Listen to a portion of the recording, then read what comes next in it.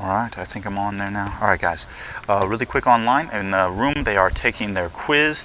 You should be taking that quiz sometime today or this weekend. Again, I'm very, very serious about this.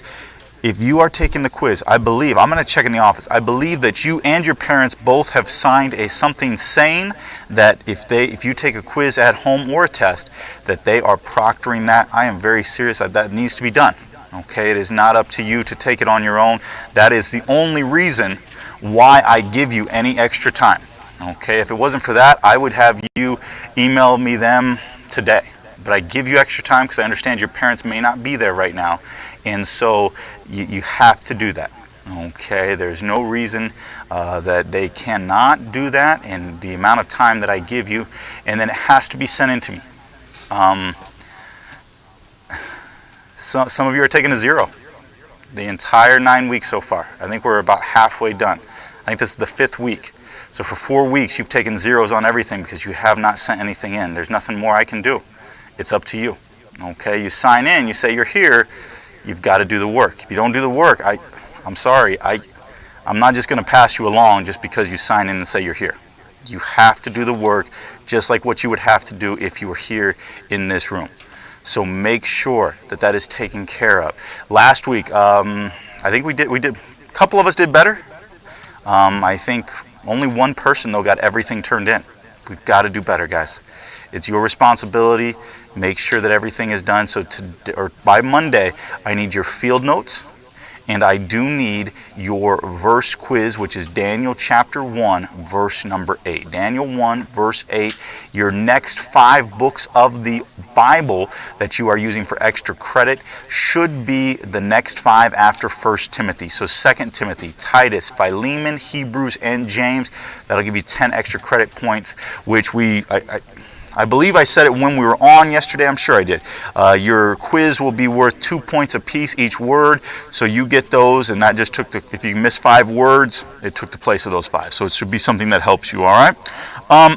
Do I have everybody's quiz? Anybody still working? I have everybody's up here? Is yours done? Can you bring that up to me, please? All right. Here's what we'll do. Today is Friday, and so we've taken the quiz, got that over with. Any questions? Anything about the Bible, maybe something we have discussed already, or maybe just clarification on something that we talked about this week or you've heard or something like that, all right? So we'll open it up. Do me a favor during this time, though. Put away everything else that you are working on. Leave that put away, and I appreciate you guys taking advantage of the time. Listen, can I just tell you guys, whenever a teacher says you can work on something else, just get something out and work on it. Unless you have every single thing done, because right there was for many of you about 10 minutes. Okay, so some of you spent 10 minutes staring at nothing. You've got to take advantage of your time, all right? That way it makes it easier for you throughout your day, and I'm just trying to help you with sort of a life lesson to do your best to take advantage of time so you are not, worried about getting everything done when you take advantage of the time you do have, all right? Let's see here. Jose, you had a question, sir?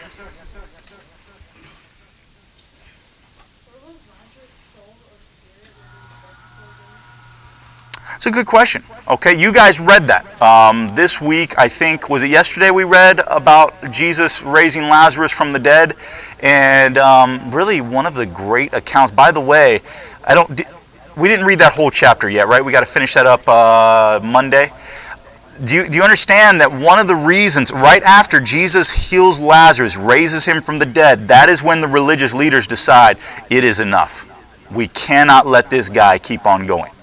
So that miracle right there is directly related to what's going to happen the next time Jesus goes back there, because they're like, this guy, because it's easy to disprove something, like to argue somebody, to try to discredit somebody. It's sort of hard to discredit that somebody is not from God when they've raised somebody from the dead. And so that was very big. And if you read that in John, I mean, it says from that time forth, they sought to kill him. Where was Lazarus at? Bible doesn't say. I believe he was fully dead. If he's fully dead, we know the Bible teaches there are only 2 places that you will go the moment that you die. That is either heaven or that is hell.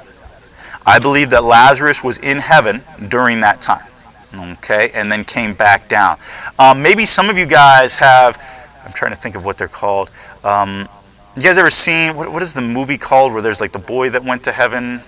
I don't know, I don't remember what that one is called. There's one like that. There's other books of people, sort of, not like Lazarus, where they were dead for several days, but they were medically declared dead, and then they, were brought back, and they talk about being in heaven for a little bit. Now those, I'll say this, you never know. Can it happen? I believe absolutely it can, but again, I'm always skeptical because I guess, I don't know.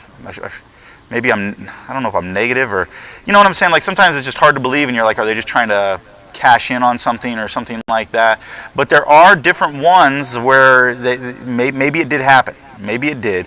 And so that certainly is possible. Make sure all of our phones are put away so I don't have to take them, all right? That would help us out. I believe he's in heaven. I believe that people that, again, I believe the Bible teaches the moment you die, you will either be in heaven or in hell. And it's just a matter. So Lazarus was in heaven for those days. Then Jesus brought him back to life. And you guys read it, but I want you to understand, man, the human element involved. You see two sisters grieving for their brother. Remember what both of them do? They come out to Jesus. What did both of them say to Jesus? Basically, they said the exact same thing. Well, what did they say? Yeah. Jesus, if you were here, this didn't have to happen. Why'd you let this happen? It's a legitimate thing, right? You see their broken heart. You see Jesus going to stand before the tomb, and you got to think about, just think about this. He's going there. There are people mourning all of this, and remember what he says? To roll away the stone. What is he told then by Martha? This is one of those, again, the human element of it. What is he told by Martha? You guys read it yesterday. What is he told? Yeah, Chase. He says, what is she saying? Hey, the body has decomposed. You open that thing. I've got people here mourning. This is a funeral service basically.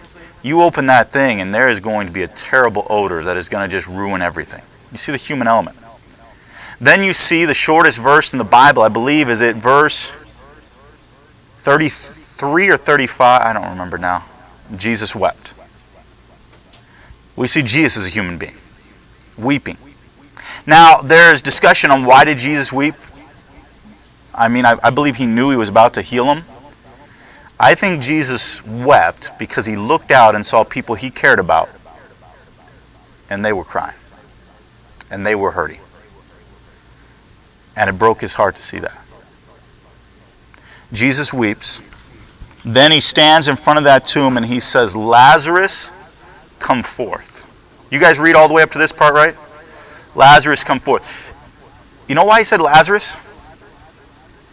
Many people believe that Bible times you were not just buried by yourself like what it is today. You weren't buried in the ground, different things like that. A lot of times you would have like sort of a family burial tomb type thing, sort of like a cave where several people would be buried. And I won't go into the burial is much, much different then. Okay, you would be laid there for like a year. Then they would take and they would sort of break apart the body into smaller sarcophaguses, what they called them, and they would put the body in there, and several people would be buried in one place. So when Jesus stands there and he says, Lazarus, come forth, they believe he had to say his name or everybody in there would have come forth. That's the power he has. Now I want you to think about the crowd that day. I want you to put yourself there. Stones rolled away. Listen, they would have smelled it. The Bible doesn't give us the smells and the things that are going on there, but without a doubt, they would have smelled that smell that Martha warned them about. They look and they see Jesus weeping, and then they hear those words come out of his mouth. What do you think you would do as soon as you heard those words? I can tell you what I would do. I would start looking to that tomb. Did he just say that? What's going to happen? And then they see Lazarus walking out of the tomb. What was their response? The Bible sort of tells us. They did nothing. Why is that? Because they've just seen something they cannot believe. When I imagine this scene, I imagine the people standing there. They look at Jesus, Lazarus come forth, they're like, what? They look over there, and I don't, the Bible doesn't say, I don't know if he within 2 seconds was that there, or maybe it was a little bit of time. I imagine it maybe being a little bit of time. They look back over, they look back, and then they see him, and here's what I imagine. They stand there with their mouths open wide, in shock. How shocking would that be? How do we know they didn't do anything? Because you know what Jesus has to tell them? Hey guys, can you go help and take those burial clothes off him? He's wrapped up right now. Why don't you go help him out? One of the greatest miracles in all the Bible. You know what it says? Jesus has the power over the one thing that it does not matter how much money you have. It does not matter the position that you have in this world. None of that matters. Nobody has power over death. Because death gets everybody. It's been said nobody gets out of this alive. Sort of how it works. But Jesus has power over that. And he shows it. And you want to know one of the greatest proofs to anybody that lived in Bethany from then on out? Was Lazarus. By the way, you know somebody else they wanted killed and we have no idea what happened to him? But the Bible says they seek to kill Lazarus as well. Why did they want Lazarus dead? Because when you've got a guy walking around telling the whole city, hey, let me tell you about Jesus. He's pretty amazing. Oh yeah, what's he do? Well, let me tell you, I was dead. And now I'm alive. It's pretty hard to dispute. And that is one of the greatest miracles in all of the Bible. And you guys just got to read a little bit about that. But answer the question, I know I went quite lengthy in it, but I just want you guys to understand what happened there. I believe he was in heaven. And I believe he came back. Okay? All right, any other questions? Yeah.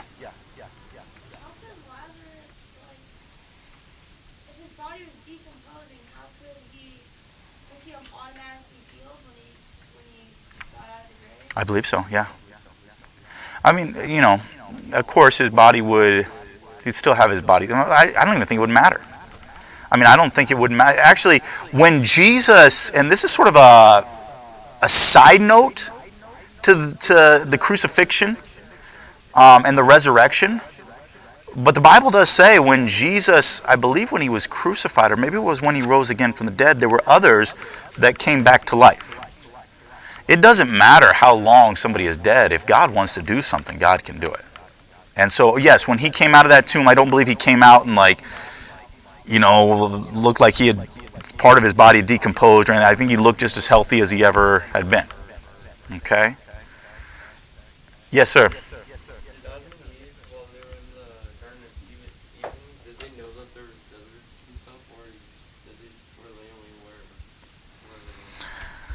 It's a good question. It's a good question. I believe that I believe they were only sort of in that area. Now, could there be different ecosystems in that area? That certainly is.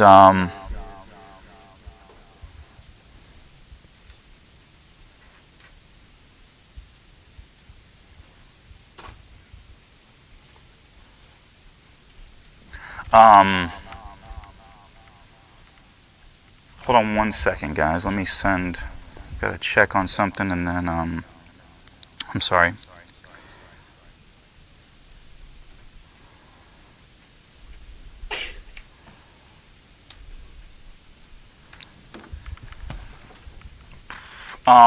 Yeah, I don't know if there were different ecosystems inside that Garden of Eden. I mean, it's possible. Think about all of the animals would have been there. Of course, the animals were a little bit different back then. I think we already discussed this in this class. I doubt that animals were meat eaters and different things like that at that point. So they were a little bit different back then. So I don't know if they needed, does a camel need to be in the desert then? I don't know. I feel bad because you guys ask such good questions, and I've got to be honest with you when I don't know, because I couldn't make up this whole long thing and tell you this is exactly how it happened. But if the Bible doesn't say it, I'm just giving you my opinion. And let's be honest, my opinion could be wrong. My opinion is I think it was just like a garden like that. But I don't know if they're, I don't know how everything else sort of worked out. Okay? Any other questions today? Any others? Yeah, Emma.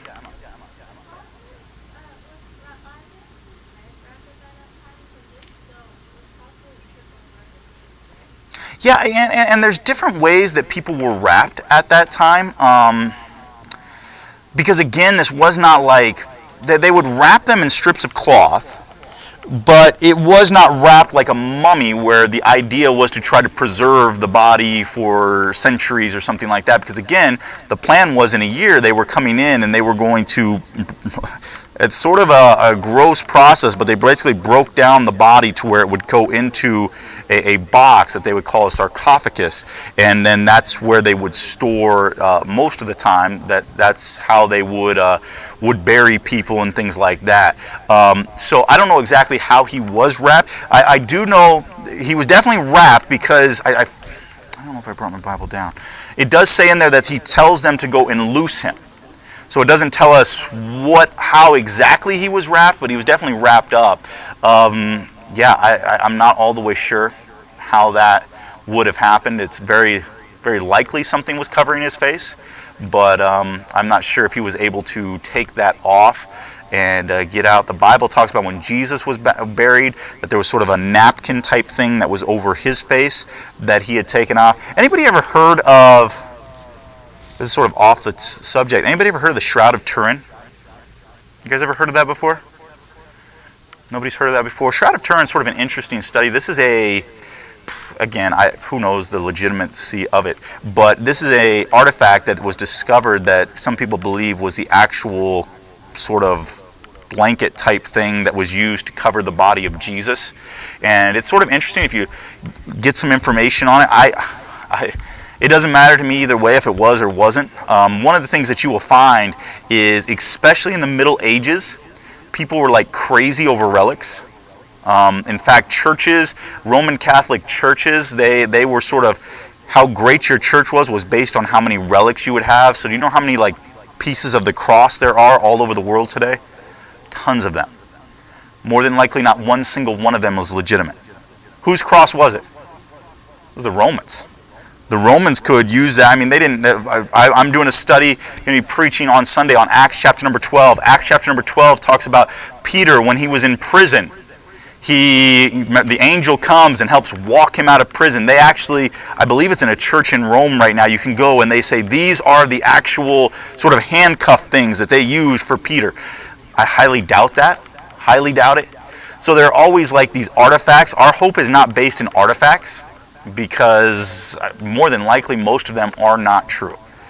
But it was like a guy, hey, here's a piece of wood, how can I sell this? But there's a lot of different things that, people try to pass as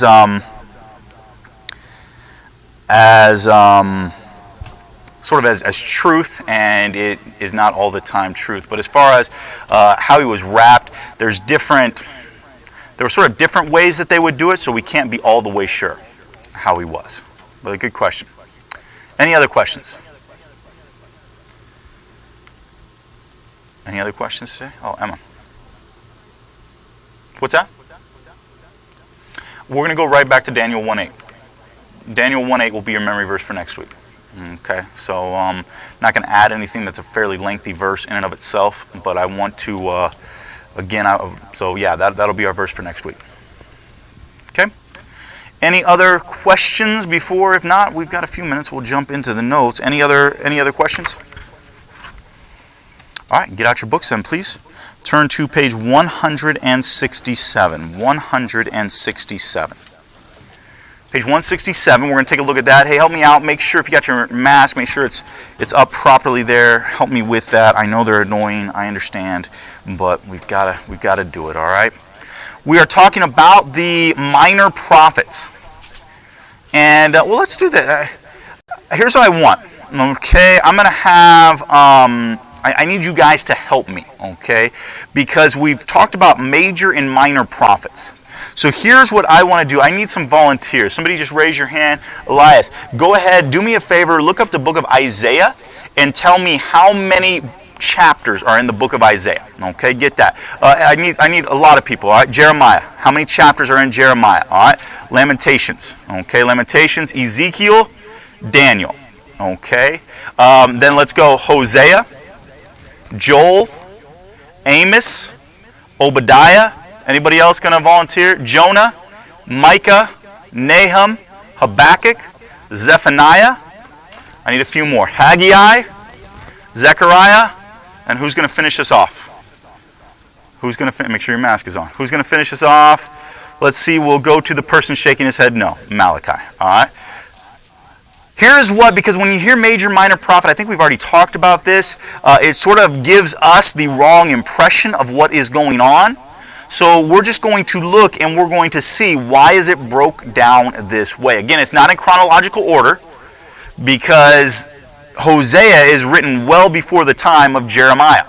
So it's not in chronological order, but we're going to look at that. All right, you guys got to help me out because I do not remember at all who I gave the things to. So I'm going to call out a book of the Bible. You tell me.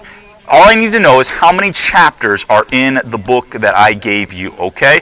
I think you had Isaiah, right? 66 in Isaiah. Who had Jeremiah? Jeremiah, how many are there? 52. Lamentations, 5, okay? Ezekiel, 48. Daniel, 12, okay? These are your major prophets.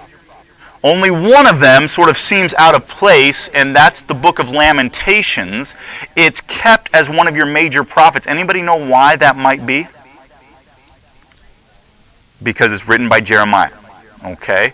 So those are your major prophets. Now let's go to our minor prophets. Who had Hosea? Hosea, how many we got there? 14. Joel, 3. Amos, 9. Obadiah, 1. Jonah, 4. Micah, 7. Nahum, Habakkuk, Zephaniah, Haggai. Anybody have Haggai? Did I not give it out? All right, somebody look it up for me. Look it up. Haggai. There's what? 2? Zechariah. 14. Malachi. 4. Okay? So, when we group all of these together, here is why the ones are known as the major prophets. Because typically in those books, we looked at Isaiah, I believe, is 66. Jeremiah was, who had Jeremiah again? What was it, 52? Again, Lamentations is a little bit smaller. Ezekiel, you're in the 40s there. Daniel, not as long, but still considered one of the major prophets. So, all the major prophets mean is it's bigger. That is all it means. Okay, there's not anything more. Does not mean that this message is more important than any of the books we're going to look at in Hosea, Joel, Amos. Has nothing to do with that. It just means that the book itself is longer, and that is why it is grouped together this way. An important thing to understand, when books are grouped together like this, it is human beings that are grouping them together. Okay, now we get this from tradition, but it doesn't necessarily mean that all of this, that it's of course, it's not chronological, not in order of importance, anything like that. All right? You guys can be dismissed. I don't think there's anything else we need. You guys have a great weekend, all right?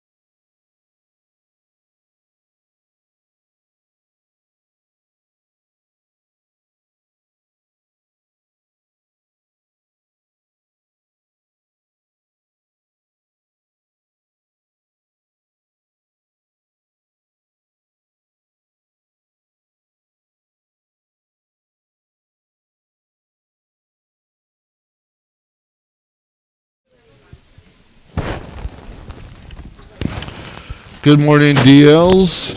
Those that are online. We have 4 viewers. Let's see. We got Erica, Mia, Brianna, Emily, and Jezreel, or at least 4 of you. Okay. Okay. I'm going to put you on interruption here in a little bit. We have quiz 22 to do, and so we're going to do that first, and then come back and do some notes today. Okay, so you will have homework tonight or scheduled, so that'll be 7.3 and also activity 7B. Okay, so you can be working on that while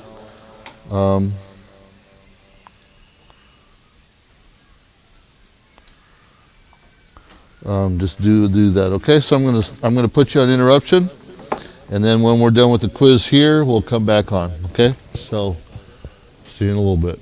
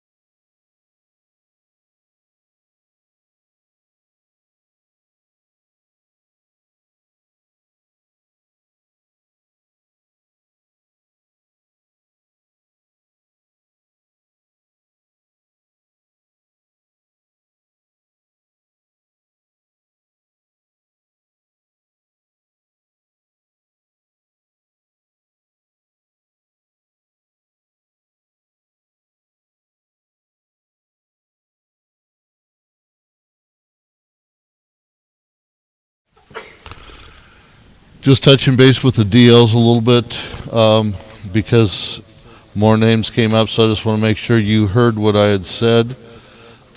Taking the quiz right now, and so putting you on interruption, and then we'll come back for notes. So go ahead and do that, finish that, work on any homework that you have to turn in too, okay? And then we'll talk here in just a little bit.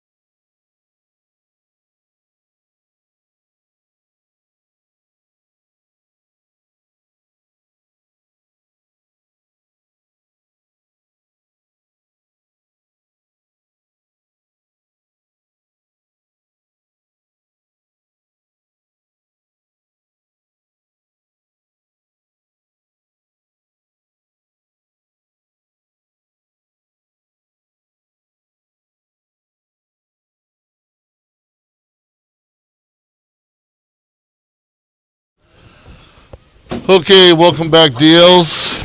We finished our quiz, so hopefully you finished yours. Get that to me ASAP. I need 3 people to please sit down. 4 people to please sit down. Okay. Okay, thank you. Okay, shh, do it quietly. Let me just do what I'm doing. Okay, DLs, it is my understanding, and if I'm wrong on this, forgive me, but it's my understanding that the DLs are not going to be participating in the SAT tests, okay? Shh. So, in light of that, Monday, there will not be online class, okay? If I see you on, I'll come on and say, get off, okay?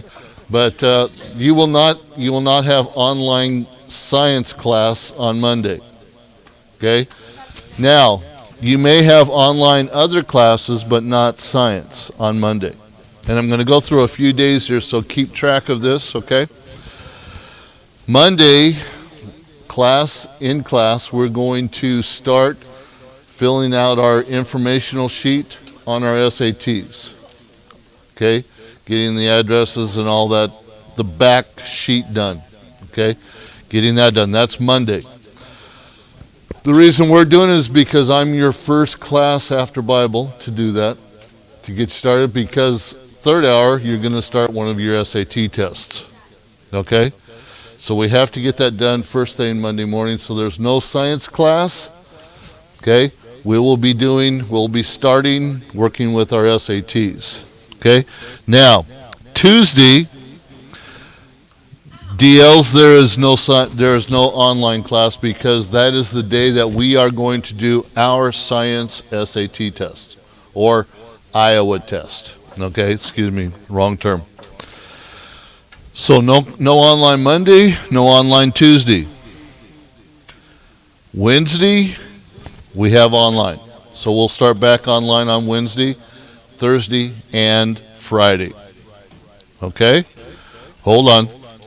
My fault. My bad. I looked at the wrong. Okay. Let me backtrack. Monday, no online. We're going to do the information. Tuesday, we have online. Okay? Tuesday there will be online. And Tuesday we are going to start our test. Science test, not Iowa test. Okay? So Tuesday we will have our actual chapter test. Okay? We'll work on that. It's going to be open book, because I want to make this as easy as possible, but we can't delay days here. We got to go ahead and do this. Monday, no online. Tuesday, online. We're going to start our open book chapters, or test 7. Okay. Wednesday, no online. We're doing our Iowa test. Thursday, online, we'll finish our test, test 7. Friday, Lord willing, we have class, because volleyball. We'll continue on with the next chapter. Or we'll start the next chapter, okay? So Monday, no online. Tuesday, online. Start the test, test 7. Wednesday, no online. Thursday, finish chapter or test 7. Friday, start chapter 8. Okay? Simple enough? DLs, I hope you got that. I'll touch base with you probably again on Monday, just to make sure things are going, you got it right, okay? So, sorry about all that, but that's how we're doing this, to make it a little bit easier to take those Iowa tests, okay? Okay, let's see what we can get done in 15 minutes here. We got one more lesson to do. Lesson 99, that's on page 13 of your notes. Okay? Now remember, in class, if we finish number 7 down there, I want all your notes turned in. Okay? DLs, make sure you get those to me right away. No ASCP, right away. Okay?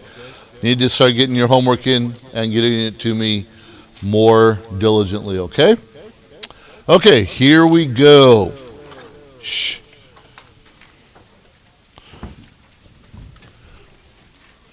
Okay. Okay, our coastal breezes. Shh. We're still talking about local winds.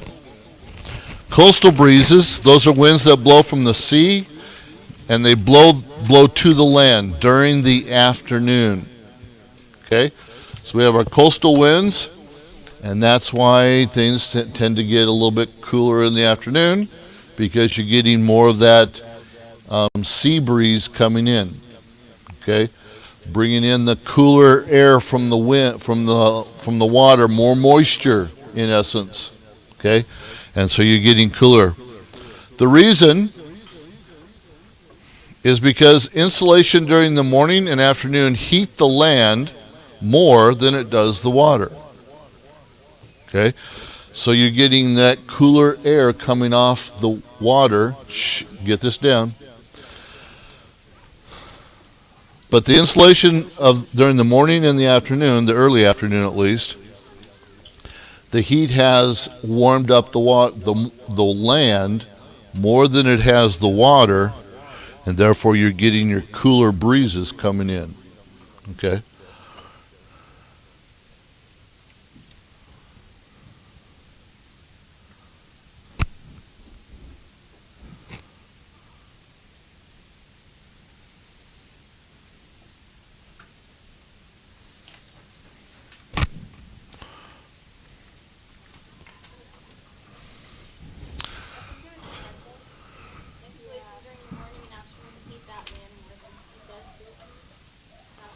Yeah, it heats that land wherever it's at. Yeah, it's not typographical. It's not. It's a mistake. Okay. It's not a typing error because that is spelled correctly. It's a grammatical error. Okay. But I'm science. I'm not grammar, so. Exactly.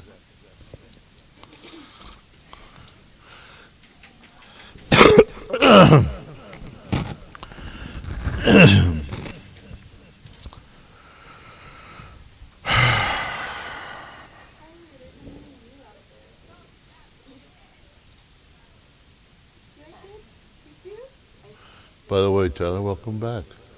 Missed you yesterday.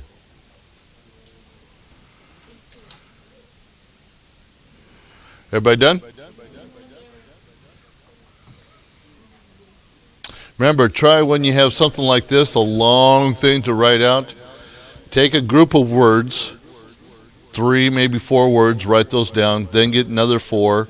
Okay, it does go a little bit quicker instead of having to look up every word. Okay.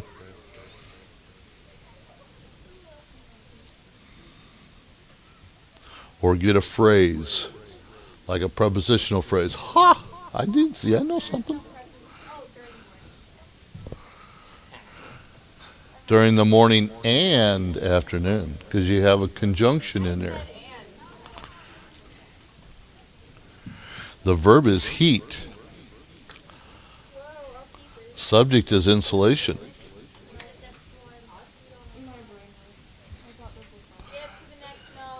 Everybody done? Okay. So we call these sea breezes, or if you are by a large lake area, then you would call it a lake breeze. My feet are finally warming up.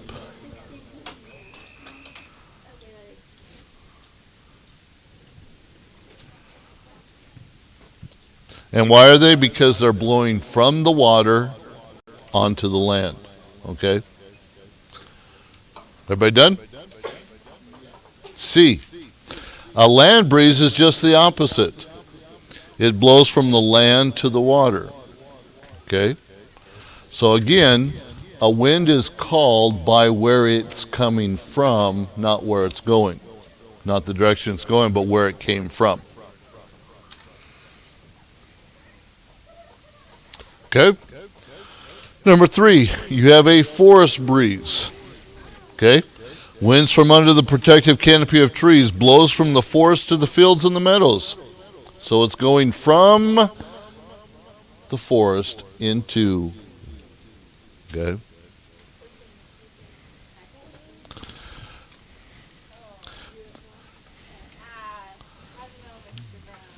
This is, I've never heard a tree go green.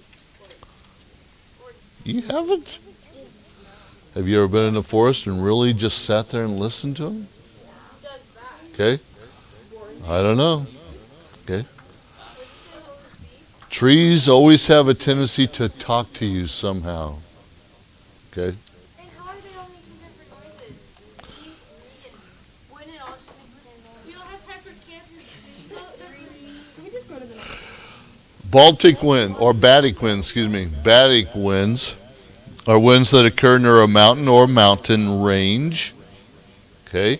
So we get, especially here, right here in this area, we get some Batic winds because we got the little mountain ranges on both sides of us because we're in that valley.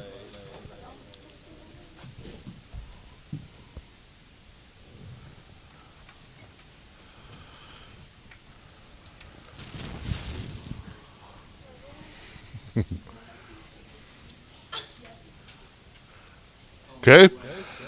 Now, in the Batic winds, you have the anabatic winds. Anabatic winds is the air flowing from a mountain slope due to the differences in temperature and pressure, which generally occur during the daytime. Though, okay? So as you're going to see, you got the katabatic coming up. Anabatic is blowing, as you can see, that circular motion.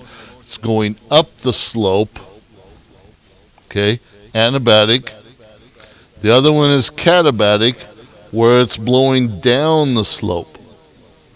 Okay? So letter A was anabatic. B is katabatic.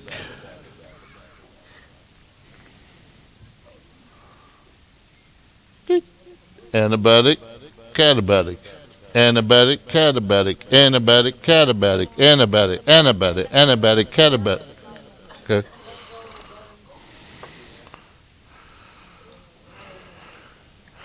Number 5, you have the fall winds. And if you listen closely as these come along, you hear the little screaming as it's falling. It's a wind, it's a wind that occurs when a large amount of dense cold air spills over. When you spill over, that is falling down, okay? Over a dam is pulled from a higher to a lower elevation due to the gravity. Okay? Here you have the Mistral, a fall wind that occurs in southern France, and you also have the Bora, fall wind that blows from the northeast and brings a chill to the coastal areas of southeastern Europe. Okay? Yes, ma'am. What was 3? Forest breeze. Okay? Number 6, you have the phones. This is not your telephones. This is the phones. These are warm, dry winds that travel down the mountain slopes, and the air becomes drier. Okay?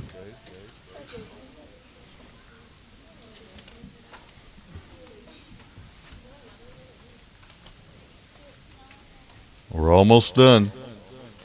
Almost. I know you're all getting excited about being done. Okay? I know you just can't hold in your excitement here. Okay? I know Mike is just, I want to get going. Let's go. Chase is over going, yeah, let's go. Mr. Brown, stop making the noises. Mr. Brown. Okay? Phones. Okay? And now, the formation of a phone. Okay? Phone. Air above a mountain range descends in altitude, causing the air to be compressed and rise in temperature. What?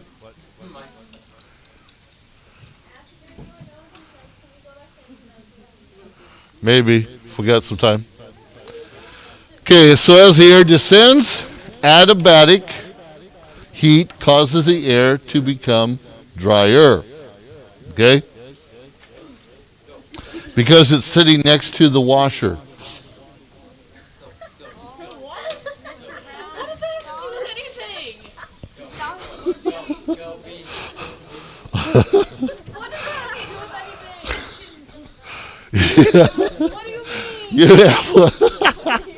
do you mean? She doesn't listen, but then she caught that. Okay? The Chinook.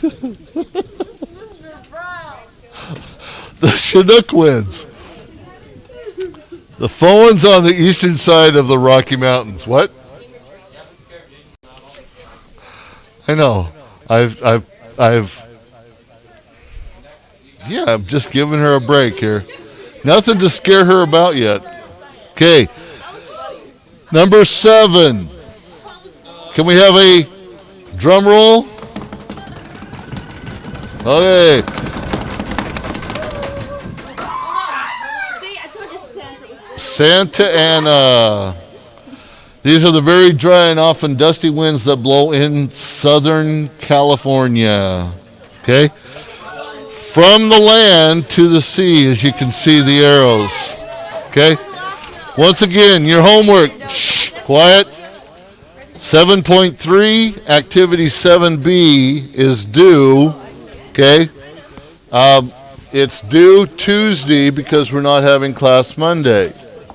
Okay? So it's due on Tuesday. Okay? Anybody need something? What do you need? Turn in your notes. Turn in your notes, whether they're done or not. Unless you've been absent and you need to get something caught up. You need number 2?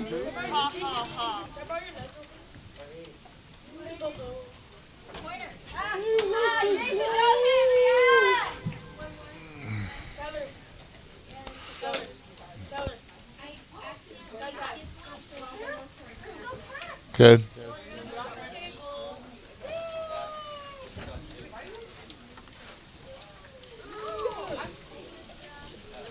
What?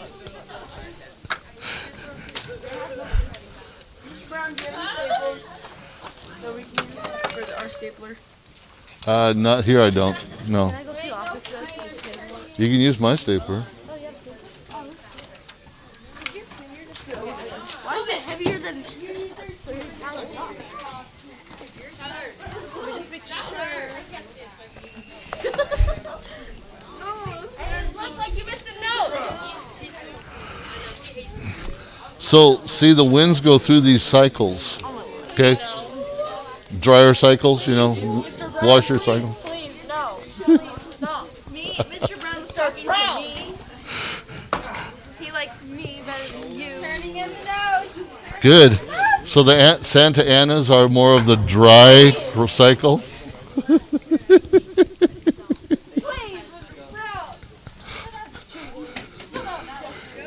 Okay, DLs, I'm sorry, got sidetracked.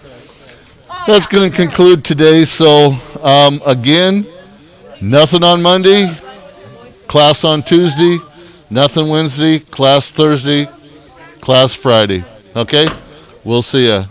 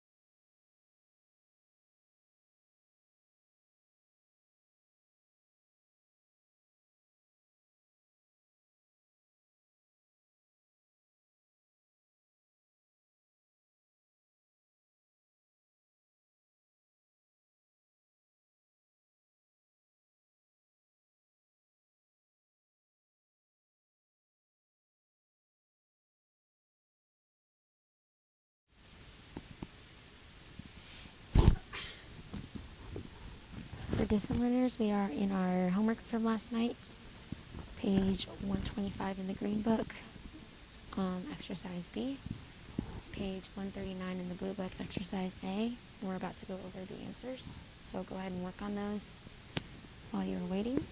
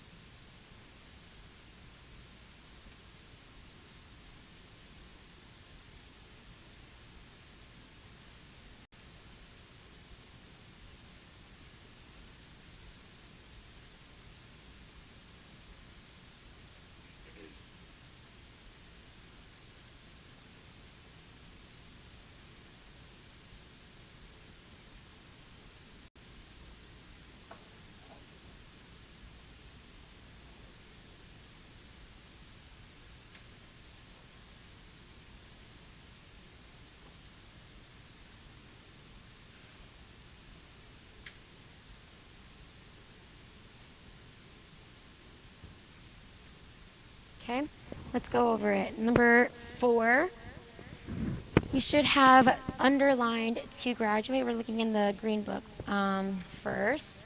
Number 4, you should have underlined to graduate, and then box, or we already went over these, box to graduate with a degree in graphic design. Who can tell me what this is being used as? Aaron? A PN. Why? There what? There is a linking verb. What's my linking verb, class? Is. Okay, everyone needs to be participating. Number 4 in the Blue Book. Eric's goal is to graduate a degree in Bible. Same thing, underline to graduate. Box to graduate a degree in Bible. It is used as a predicate nominative. Number 5, I have done everything but wash the dishes. Okay, did we already go over what we underlined in box here? Ella, can you please take your head off? And Cody. Okay, who has this one? Chase? Box, wash the dishes. What do I underline here? Wash, because the word to is silent. Okay, what is this being used as? It is used, not a DO. Okay, same thing for number 5 in the Blue Book. I have done everything but sweep the floor. Okay, the word but here is acting as a certain part of speech. Okay, Emma? It is an OP, okay? The word but is acting like the word except or besides, okay? So wash the dishes or sweep the floor would be an object of the preposition. Number 6, God commands us to obey our parents. What is this being used as? Who has this one? Micah? It is used as a DO. Okay, why?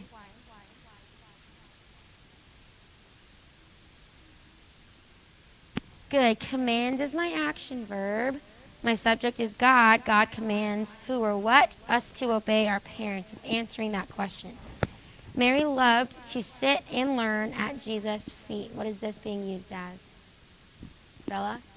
It also is a DO. Mary is my subject. Loved is my verb. What kind of verb is it? Bella? An action verb. What did she love? She loved to sit and learn at Jesus' feet. Okay, let's do number 7. What did you underline here? And then what did you box? What did you underline, Natalie? Good. To surf. And then I would also underline the word fish. What would I box here? Tyler? To surf and fish. Okay, what is this being used as, Jose?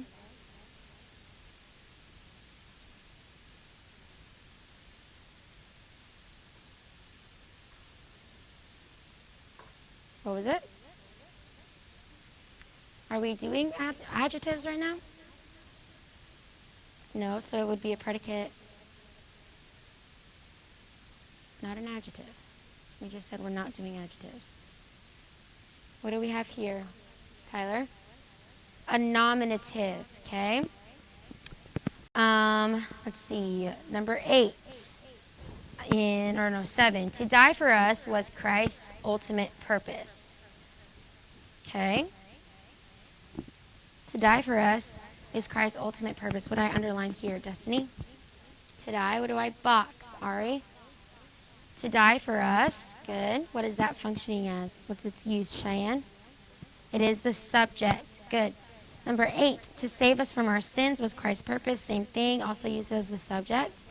Number 9, their idea or his idea to publish a class newsletter was great. What do I underline here? Jaden? What do I box, Cody?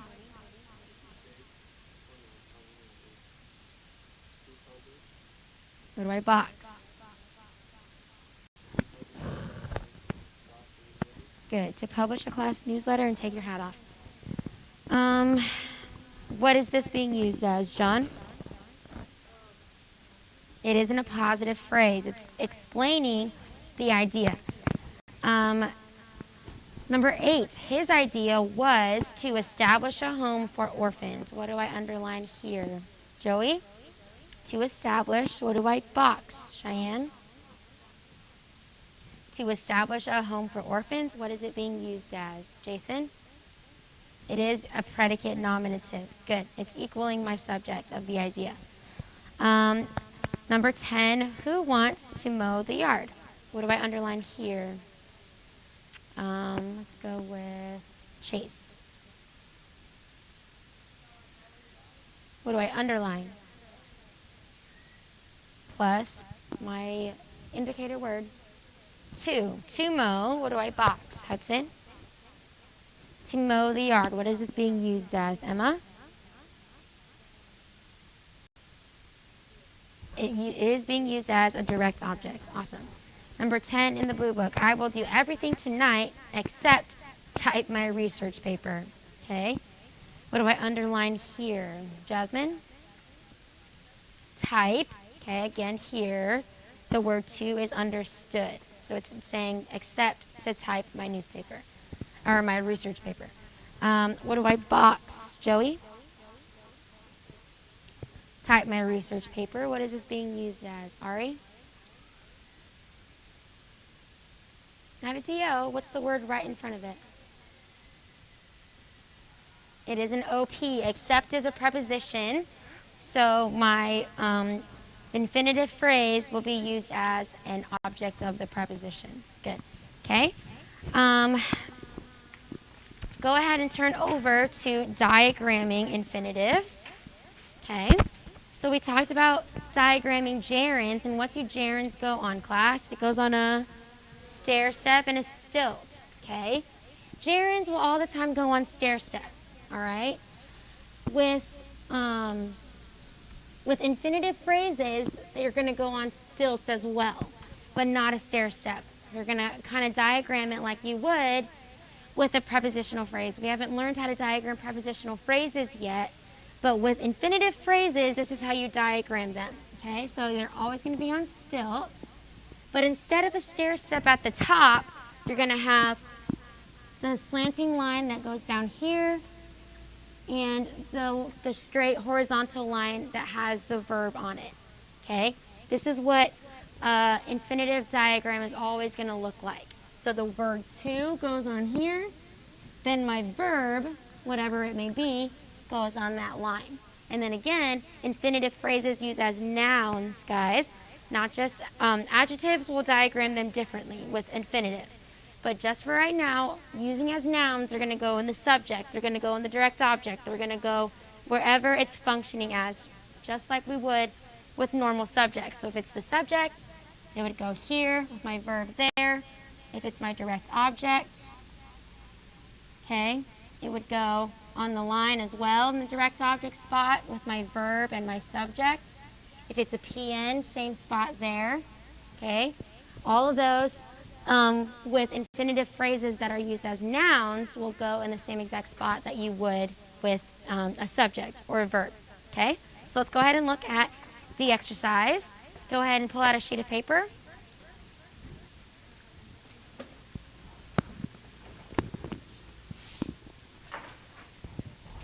I don't know where that lid went.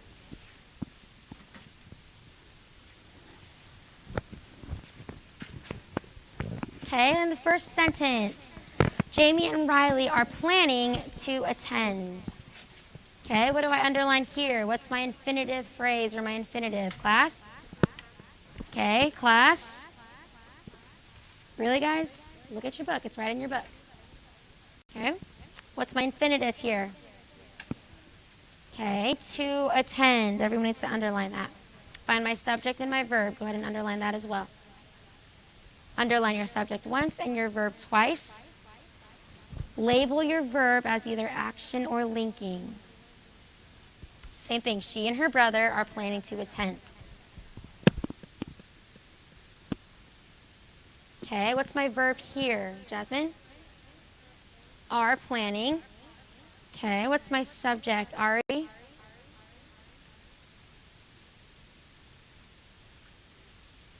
Not her, she and brother, okay? That's my compound subject. Same thing with number 1 in the green book. What's my subject here, Cody? Cody, stop stomping your feet. Jamie and Riley. Go ahead and diagram it.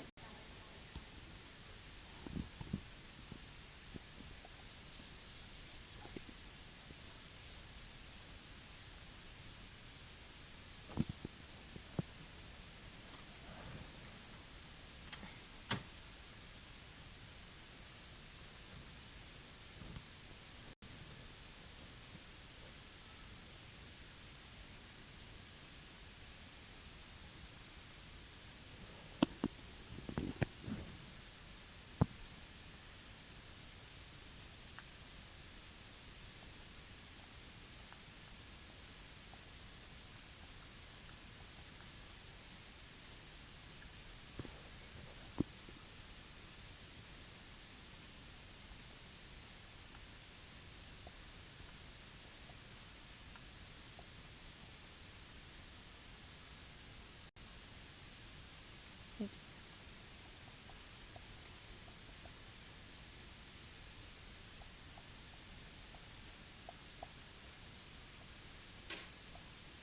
Okay, what did we do with to attend? You can come up and show me how you diagram to attend. Micah? Sure, come up and diagram my infinitive to attend.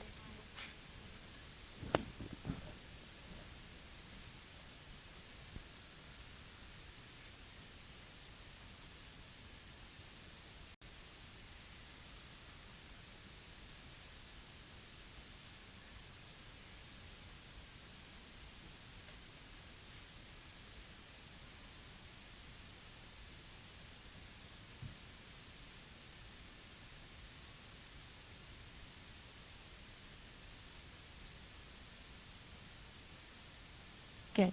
Okay, that's how I diagram my infinitive to attend. What is this being used as, class? A D-O. Good. Okay, let's do number 2. Dominic's idea to construct a bird feeder for the garden succeeded very well. What do we find here first, class? Subject and our verb. What's my verb? What was it, Jasmine? Okay, succeeded. Good. Okay.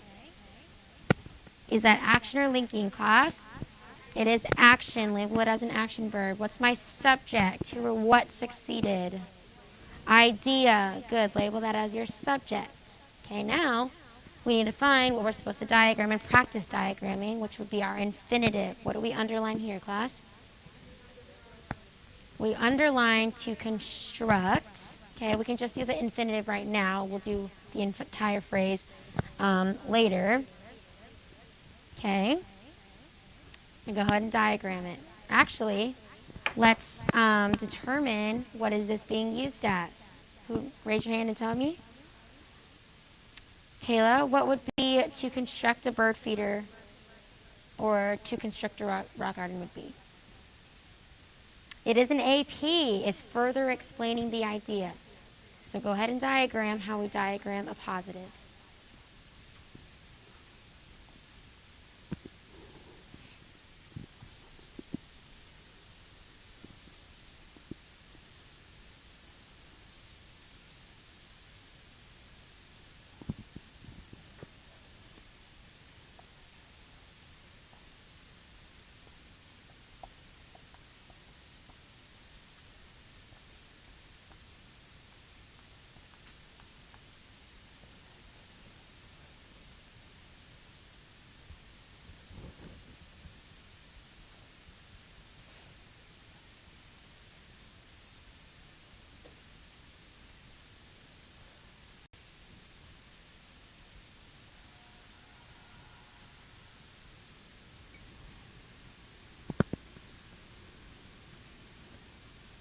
Okay, you can come up and diagram my infinitive.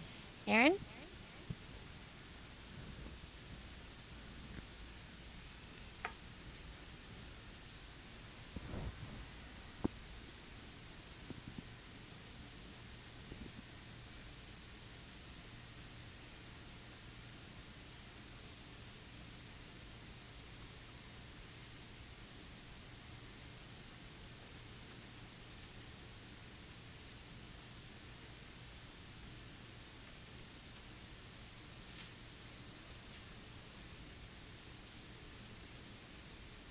Good.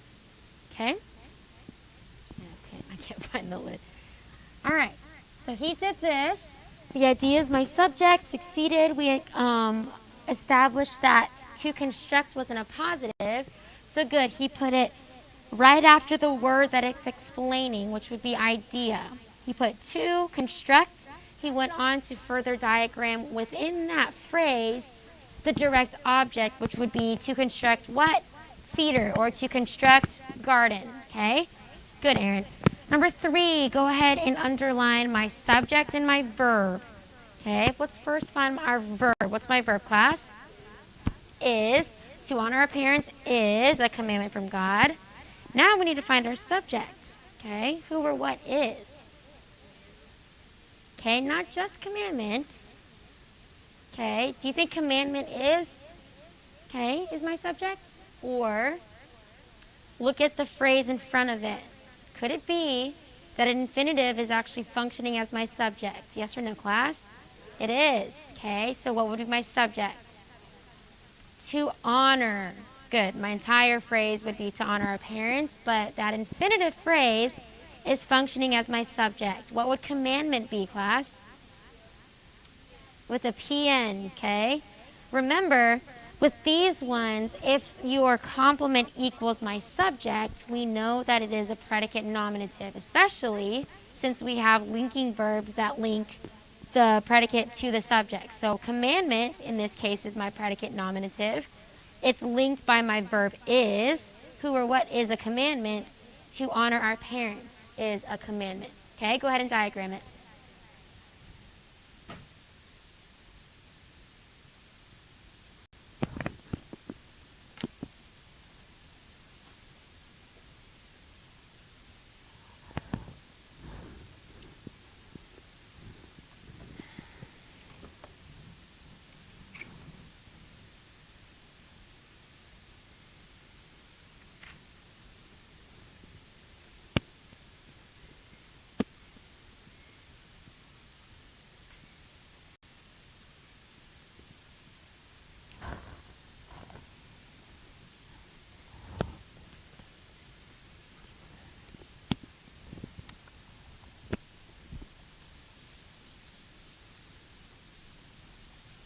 Okay, you can diagram this entire sentence. Cody?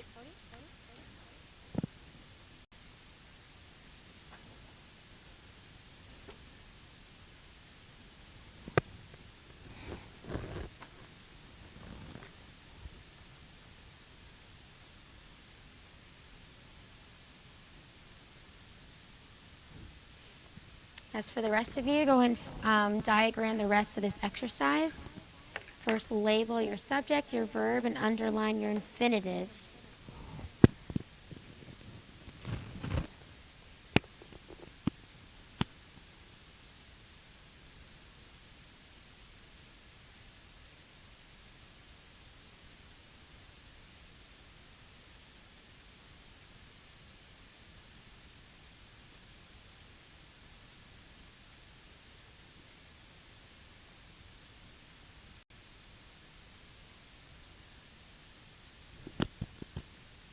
Good.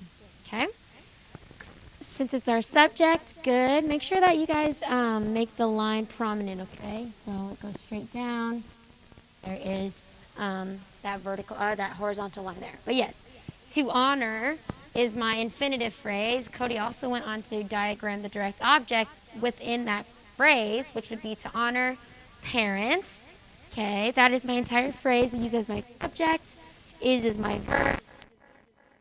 Nominative, which he did diagram correctly with that slanted line. Good. Okay. I want you to label for homework tonight, label 4 through 10 and find your infinitives, but diagram 8, 9, and 10. Okay? Makes sense? So label the entire exercise so that we know we can find them. You want to label if it's used as a direct object, label all the uses, and then diagram numbers 8, 9, and 10. I'll go ahead and write that on the board after class, but go ahead and take out your literature books. You were to read page 259 and 264, Echo Mountain Grizzly. And just some questions about it as we review our story.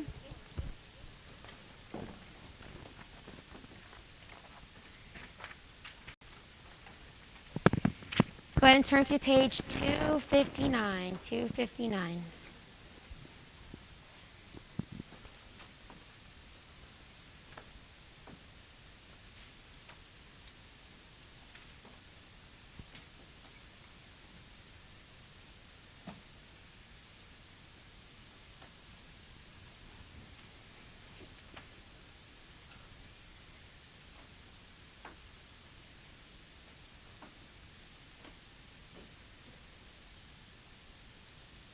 Okay, go ahead and write the theme for this one. Or actually, let's point out the author. It was written by Enos A. Mills, who actually was the narrator in the story. Enos was. And it followed a grizzly bear and her. How many cubs did she have to begin with, class? 3 cubs, okay? So he did follow her 3 cubs, but then what happened in this story that only caused her to have 2 cubs? Raise your hand and tell me. John?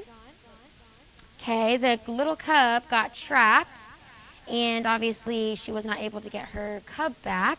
But what happened while she was trying to protect her cub? What happened when she was trying to protect her cub? Okay, only 4 of us know. 5 of us know. 6. Okay? So this was homework last night, so be ready for a quiz on Tuesday. Read this story if you did not. There will be a reading quiz on Tuesday. Okay? All right. I'm going to write the homework on the board, and then that is it for today. But there is a reading quiz over Echo Mountain Grizzly on Tuesday, since next week will be our Iowa testing. But that'll be on Tuesday. Okay? All right. Go ahead. You guys can talk quietly, but we're not quite dismissed.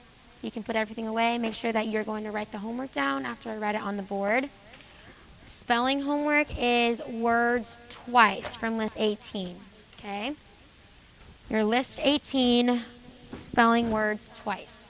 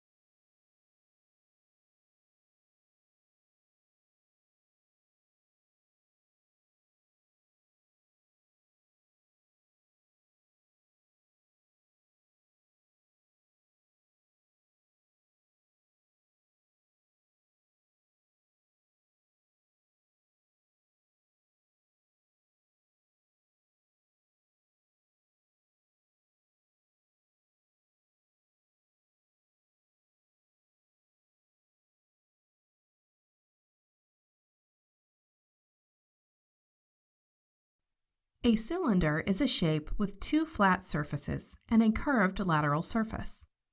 When separating the cylinder into different shapes, we see the height of the cylinder is equal to the height of the rectangle, and the base of the rectangle is equal to the circumference of a circle, 2 pi r. The area of each circle at the top and bottom of the cylinder is pi r squared. To find the lateral area for a cylinder, which is a rectangle, use the formula lateral area equals 2 pi r times h. Note that 2 pi r replaces b. The surface area of the cylinder is found by adding the lateral surface area, which is the area of the rectangle, and the area of the two circles. To find the surface area of the cylinder, use the formula 2 pi rh plus 2 pi r squared.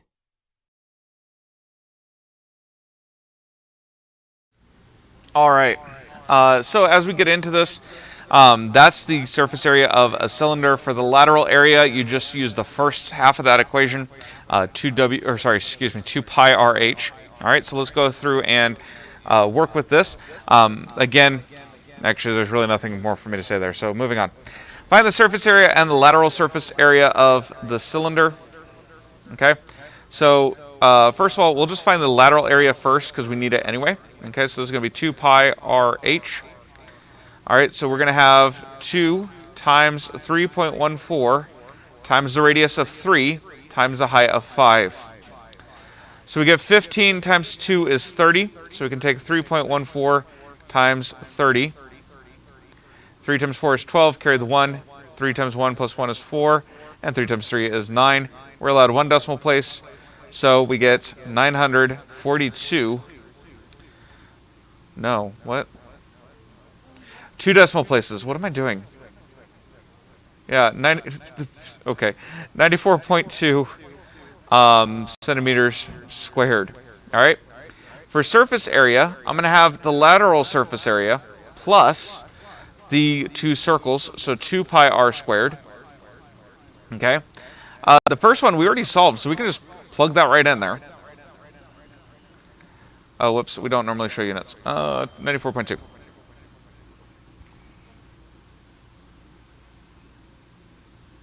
Okay. Then we have 2 times 3.14 times my radius, which is 3, squared. Well, what's 3 squared? Times 2? 18. So all I got to do here is take 18 times... no, it's going to be easier to do it the other way.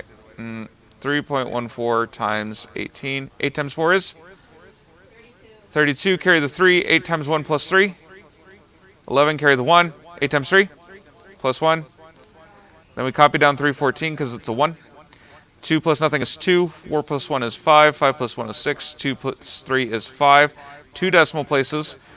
So we get 94.2 plus 56.52. And we get, it's about 150.72 centimeters squared. I should have been using approximately the whole time. I forgot 3.14 is not exactly pi. All right, so just keep that in mind there. All right, so 150.72 centimeters squared. Any questions on that? Okay. Now, there are some three-dimensional figures that cannot be made into complex shapes by unfolding them and laying them flat. One example is a sphere. It's actually a major problem.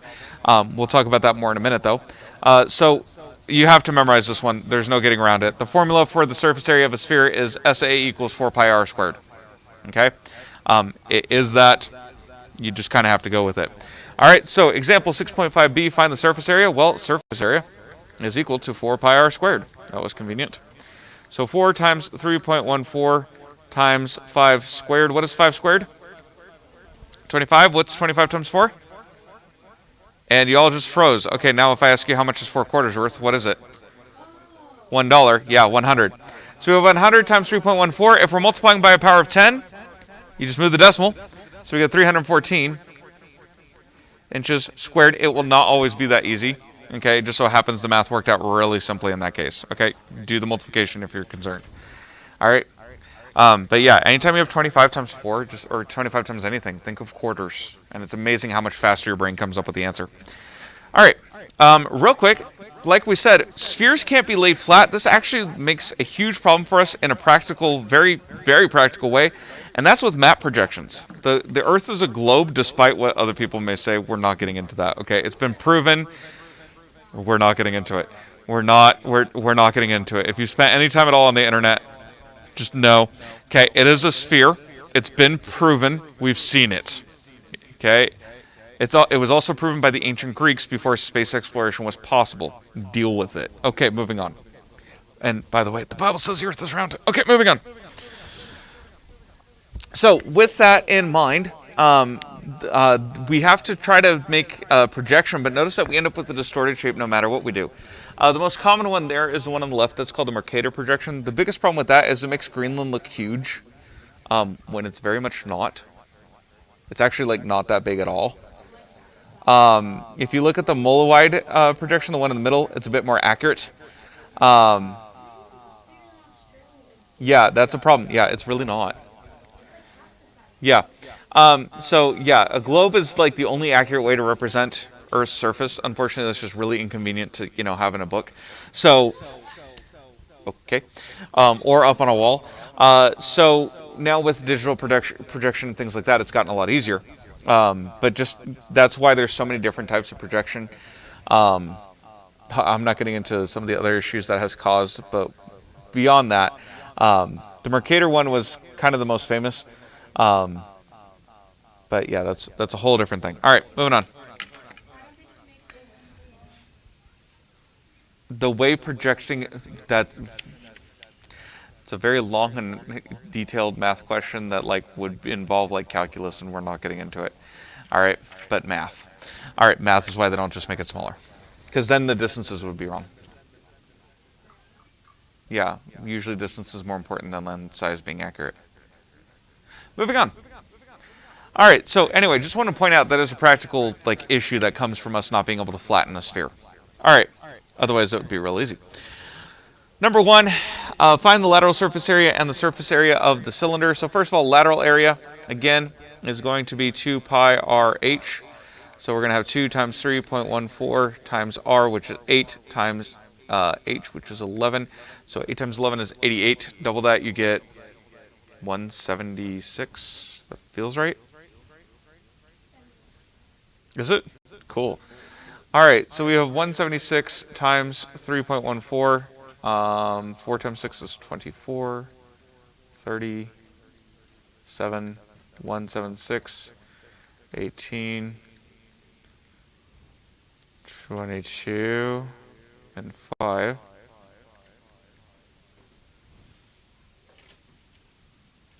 14 and 8 is 22. Wait.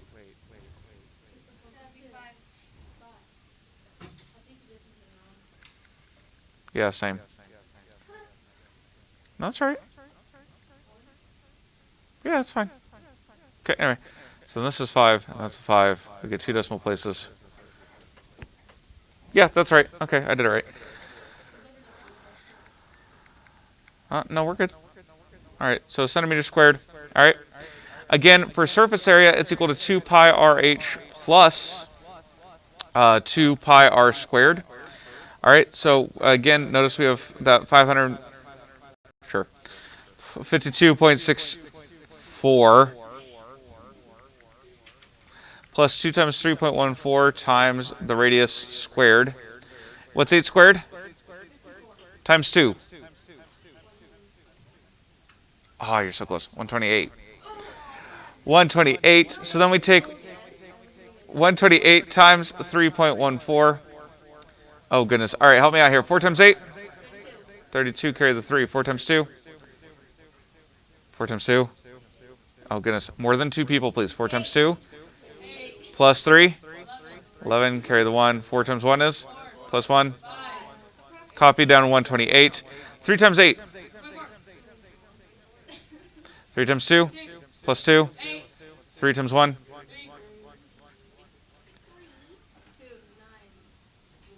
11 and 10 and 4. 2 decimal places. So we get 552.64 plus 401.92. Yes, I'm just going to throw it down here.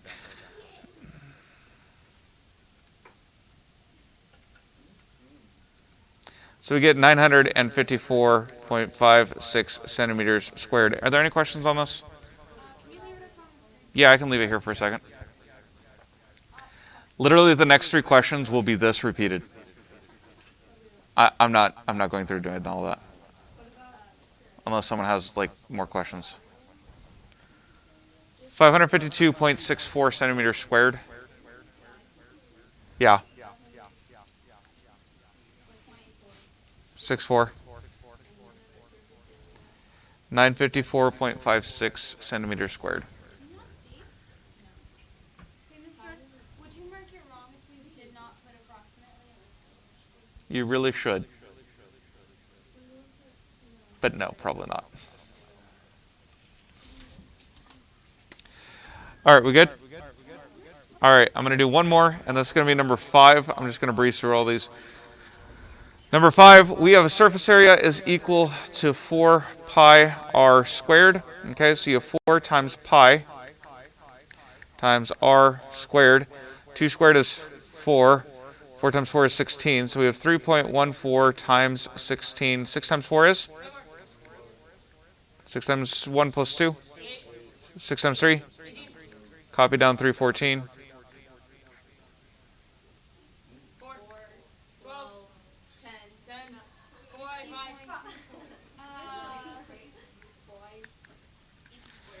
50.24 inches squared. All right, any questions there? Didn't you say that's like impossible? What? Surface area? No, we can find it. We just can't flatten it. There's no lateral. And then you can't flatten it. There's no way to project it, but we can find how much like it would take. Does that make sense? Like it just. All right. That's it. Homework tonight. Homework tonight is 6.5 all.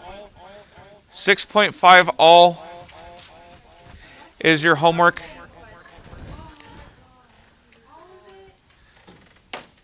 Yeah.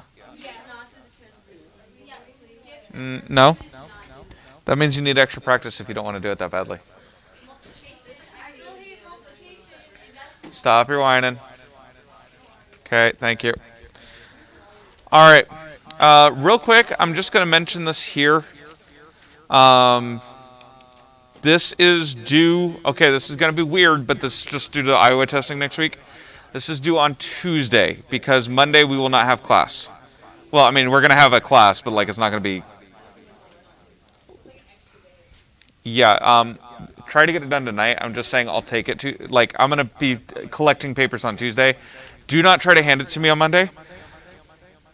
Because no. If you want to turn it in early, that's what Google Classroom's for.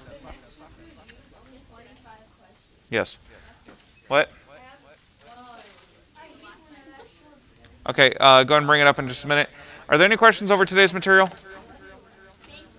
Cool. Distance learners, we'll see you guys later.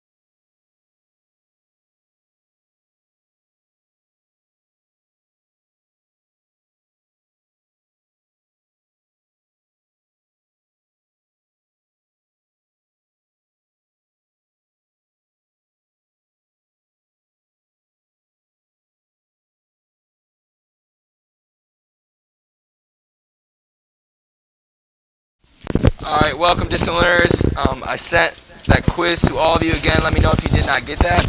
It does have to be turned in today since today is Friday, so make sure you're turning in all your week from this week. If you have not sent that in, okay, hopefully that's turned in. We're going to pray, then we're going to take this quiz, and then possibly have something after. Possibly not, we'll see. Okay, but we do have our quiz. Any prayer requests before we start? John, Jaden, spoken. Cody? All right, so pray for your brother and his health. Yes, sir. Your dad is. So just give him wisdom. Help the family and everything. Continue praying for Pastor as well. He's not feeling well. Obviously still in kind of the same situation as has been, so we're going to pray for him still. Yes, sir. Unspoken. Thankful your cast is off. Pray for that. Pray for unspoken. All right, we're going to pray, obviously, for the quiz as well, and then we'll get started. Dear Heavenly Father, Lord, thank you for today. Thank you for everything you do for us, Lord. Thank you for the beautiful sunshine you've given us so far. Please just help these kids on the quiz, Lord, as we reviewed yesterday, and hopefully they studied at home for them to be able to finish the week well, try to get their grades up as much as they can. Also, please help all the unspokens we have today, Lord. Just be there for those students, Lord. Give them strength or wisdom or patience, whatever they need, whatever the situation is, just show yourself to them. Help them through that. Also, please help Cody's brother, Lord, as he's not feeling well. He's struggling breathing at this time, so please just help him through that. Heal him during that time. Also, please help Pastor Sulowski as he's still getting better. Just continue to heal his body, Lord. Give the doctors wisdom through that. Just help him through that time. Allow him to be able to come home to his family. Also, comfort his family here and in Michigan. As it's not easy when any family member is sick, especially when they're thousands of miles away. So please just help them through this time. Please help all of us to remember Pastor and just continue praying for him. Allow him to be able to come back and heal. Also, please help Micah's dad as he's preaching in a funeral today, Lord. Give him wisdom in the words he's going to say. Please help the family that had a passing. Please help all these kids again on the quiz today. And bless the rest of the day. In Jesus' name we pray. Amen. My phone. Why do you need my phone? Why do you need my phone? Alright, again, listeners, let me know if you guys need that quiz still. Okay, we're going to take that. We'll be back in about 10 minutes for whatever else we have. Let me know if you guys need that quiz. I'll send it again. If you didn't get it, check your MySchoolWorks, email, message, whatever you guys want me to send it to you. Let me know. Okay, everyone else, get ready for the quiz. Put everything else away. No phone. If you have a phone, face down, face up, I don't care. I want to sit on the desk so I can see it. Have a study sheet or book put away, and we are going to begin.